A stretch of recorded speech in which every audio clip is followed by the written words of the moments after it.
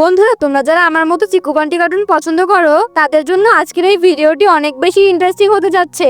আজকে এই গল্পটি না জানলে তোমার চিকু বান্টি সম্পর্কে অনেক কিছুই অজানা থেকে যাবে। চিকু বান্টি বন্ধুদের সাথে পিকনিক করতে গিয়ে হঠাৎ ঢুকে পড়ে এক অর্ধপোড়া ভূতের বাড়িতে। কি হয়েছিল তাদের সাথে সেদিন? তারা কি ভূতের মোকাবেলা করতে পেরেছিল, নাকি ভূত তাদেরকে খেয়ে নিয়েছিল? এই সবকিছুই বলবো আজকের এই ভিডিওতে, তাই ভিডিওটি একটু না টেনে শেষ পর্যন্ত দেখতে থাকো। তো হোয়াটসঅ্যাপ বাড়ি, আমি আর কি মোমো আছি তোমার সাথে।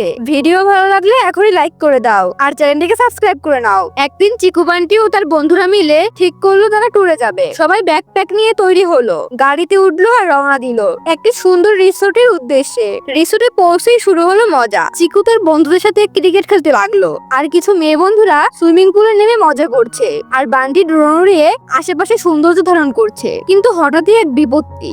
বান্টির ড্রোনটি উড়ে গিয়ে পড়ে জঙ্গলের ভেতরের এক অদ্ভুত পুরনো বাড়িতে।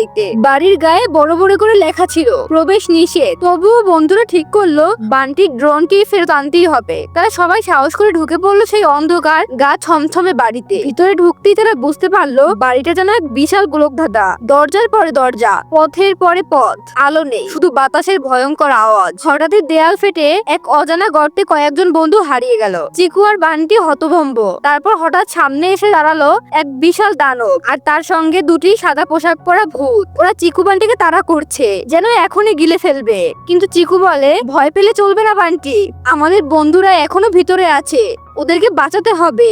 এরপর দুই ভাই মিলে সাহস করে ভূতেদের সঙ্গে লড়াই শুরু করলো। দারুণ এক ফাইটে শেষে তারা জিতে গেল। তারপর তারা জানতে পারলো এটা আসলে এক বিজ্ঞানীর বাড়ি, যিনি নিজের গবেষণার জন্য বাড়িটিকে গোলকধাঁধার মতো করে বানিয়েছেন। বিজ্ঞানী অবাক হয়ে বলে, তোমরাই প্রথম যারা এই গোলকধাঁধা থেকে বেঁচে বের হতে পারলে। তিনি চিকু বান্টির সাহস আর বুদ্ধিমত্তার প্রশংসা করলো। তো দেখলে বন্ধুরা, জীবনে যত বড় ভয় আসুক না কেন, যদি তুমি সাহস রাখো আর একটু বুদ্ধি খাটাও, তাহলে সব সমস্যার সমাধান সম্ভব। ভিডিওটি ভালো লেগে থাকলে লাইক করে দিও আর কমেন্ট করে জানাও তোমরা কে কে ভূতকে ভয় পাও। এতক্ষণ তোমাদের সাথে আমি ছিলাম আর কি মোমো। আল্লাহ হাফেজ।